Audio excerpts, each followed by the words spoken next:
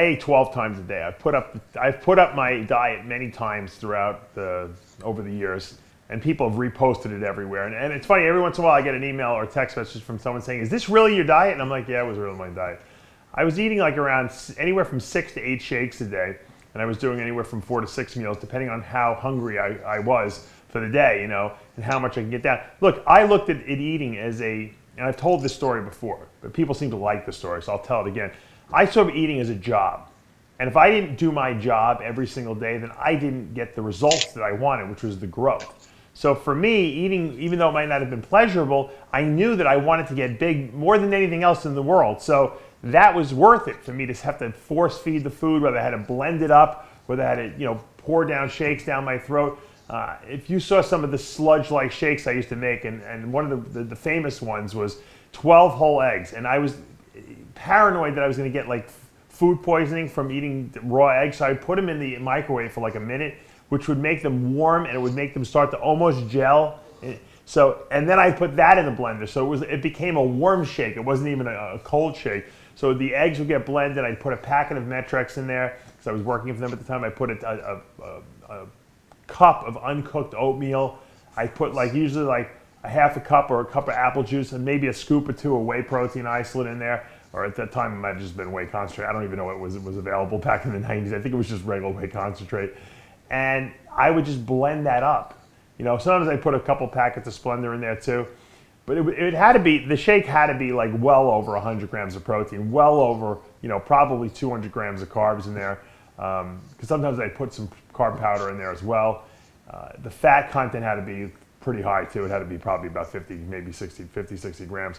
And I would, literally when I would blend it, the blender would have trouble, the blade spinning, because it was so thick. It was like, if you ever seen the cement truck mixing cement, and the blender would literally, because I always blended with no lid on, because if you put the lid on, sometimes it limits how much space, because I would blend, literally you would see it would almost be coming over the top of the blender. I knew exactly how much fluid to put in there so it wouldn't go over the top and spill, and every once in a while it would, and it would be right at the top, and I would turn the blender off, and I'd be like, okay, and I'd grab it, and this thing, it weighed a lot, because it was full, and it was not like a liquid. It was like almost like a sludge, and I would just gulp it down. I'd be over my sink, and I'd literally just let it pour down my throat, which I can pretty much swallow anything, which is a gift, obviously, especially if you're trying to gain weight.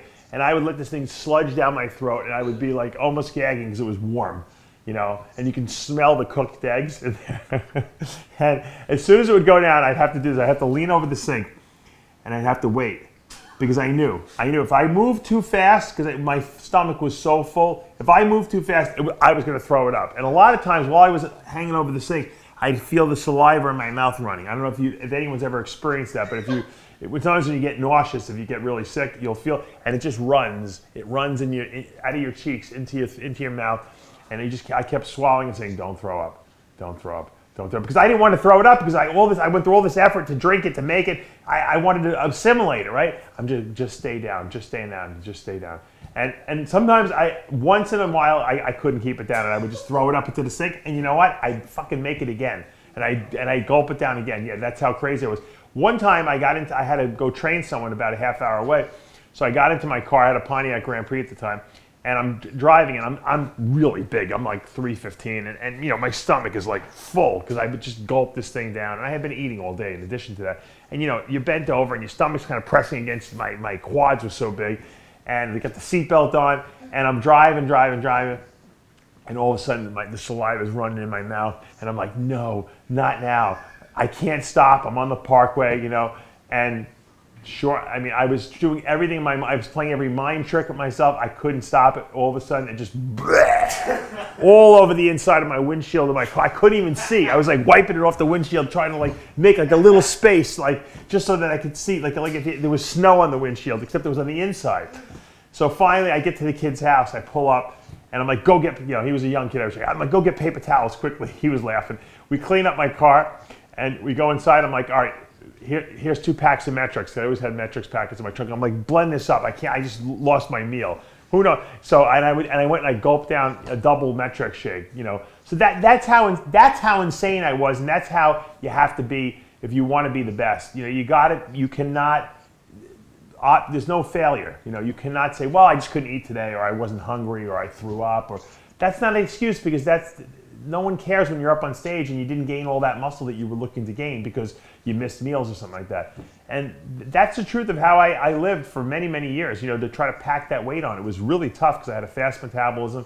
And so I would try to, you know, get as many food meals down, and if I couldn't get any more food, I did shakes. And if I had to drink the shakes, the food, then I did it that way too. The one shake I couldn't tolerate, I tried it, a lot of guys still do it, was like tuna, blending tuna up in a blender. You know, Gary Stridham was famous for doing that. He put like 2 cans of tuna mixed with like some apple juice and some oats, and he would gulp that down. It's so nauseating, the smell of it, that I did it a couple times, but I would never do it again. The eggs were the extent of what I would blend in a blender. Next question.